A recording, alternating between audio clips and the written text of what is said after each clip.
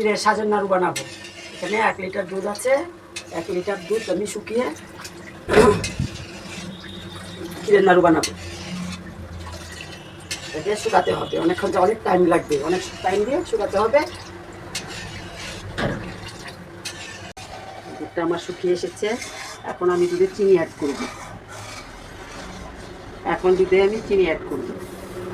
চিনিটা দিয়ে দিলাম। এখন এটা দিয়ে জাল দিব, আমি জাল দিয়ে আরও শুকিয়ে নিব, নিয়ে পরে সাজ দিয়ে বানাবো। এখন এটা চিনি দেওয়াতে টানবে, এটা টেনে টেনে শক্ত হয়ে যাবে। তারপরে সাজেতে দিয়েছি, তেল দিয়েছি। সাজগুলো আমার হাতের বানানো, এগুলো সব আমি নিজের হাতে বানিয়েছি, মাটি দিয়ে উপরে পুড়িয়ে নিয়েছি। রাখবো।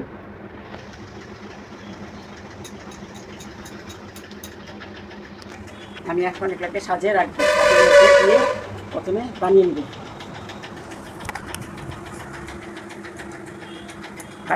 সুন্দর করে পেটি করে বানিয়ে নিব। ওটাকে বানিয়ে পরে খুলবো আস্তে আস্তে।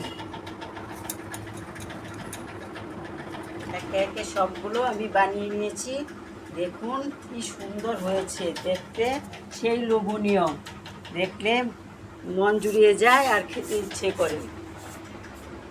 খালি